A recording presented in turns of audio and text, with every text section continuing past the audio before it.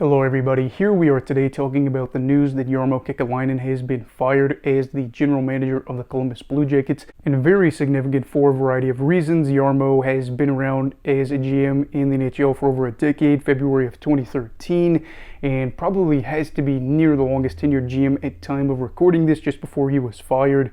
Top of that too, he was the first European GM in NHL history, so now we get to talk a little bit about what went right during his tenure to be able to stick around for as long as he did, as well as what led to him being fired. So in terms of things going well, they had multiple seasons where they were able to make the playoffs. There was 5 times that they were in the postseason, and in that time they had 4 of the best regular seasons that they ever had in franchise history, all under Jarmo. With his leadership, they have the 16-game winning streak during the 2016-17 season, cracked 100 points on the campaign, which is the only time they've ever been able to do so in franchise history. On top of that too, they won their first postseason series with a major upset over the Tampa Bay Lightning.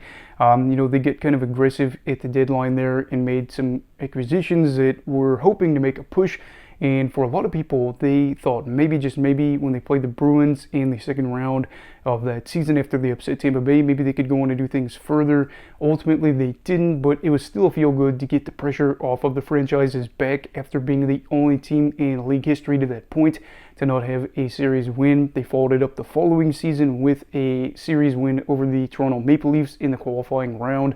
I don't really know if you want to qualify that or count that, but it was still a series where Toronto was at home and they were favored as the better team, and those were kind of the high points of the franchise, being a playoff regular and not knowing whether or not they were going to knock out a team earlier than expected. Then in recent years, things have not gone well at all, as they look set to miss the playoffs for the 4th straight season. And at time of recording this, they have gone 96, 138, and 38 over their past 4 seasons. And I do want to be fair to Jarmo here. Everything that's gone wrong this season isn't all directly related to him, but it is a situation where this run in particular, why he's getting fired, feels like it's especially tied to this season. Yes, they were in a rebuild and they weren't focused as much on winning. They were hoping to get these younger players developed, but they brought in guys via trade in free agency that they really thought could have helped energize this team. Going into the year, Columbus did not want to be the team that finished last in the Metro again. Looks like they will finish there again, unfortunately. But they were hoping, even if they weren't going to be a playoff team, to be alive in playoff conversation later in the year. At this point, they're not going to be. They started off the year relatively slow, from what I remember, had a long losing streak, and they are a side that is really in a weird spot because you have these younger guys that are getting playing time, but you also have other guys that are making big money that aren't performing. You have the whole issue with head coach and how everything is going to go there, and how, of course, all that started with Babcock. But now you are seeing the organization's view about why they probably are firing him, because if this is how bad it looks this year, what does next year look like when they're hoping that they could take a step forward? And I do want to read a quote here from President of Hockey Operations, John Davidson, as he's now going to be the interim GM, about what he said and who they are looking for as their next candidate for the Jackets. Davidson said, quote, "We will look outside of the box. We will look everywhere."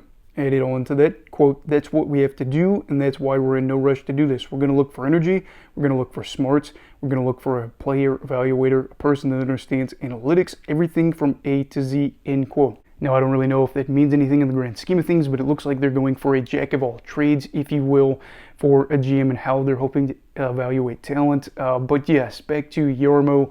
This is a situation where I hate to say that it is going to be pinned on him. However, a lot of the times you say, well, a player isn't playing as well because he's stuck on this line. If he played on this line with these other players, they'd be better. Or a coach, it gets fired, would say, well, they didn't really get some of the players they would have liked. They weren't able to re-sign some players that they wanted to keep, and they just traded away a valuable asset here or there for draft picks. Whereas a GM that has been around for 10 years, over 10 years, mind you, has less wiggle room to say, oh, we're in a spot where it's not really my fault. Now, I am going to say again, is Columbus going to be that top market that everybody's, really wanting to go to? No.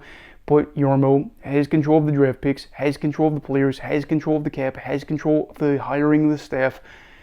It is unfortunate, but it is what it is. As for what I have to say for Jarmo, I know I'll never see this, but I am hoping for the best for him.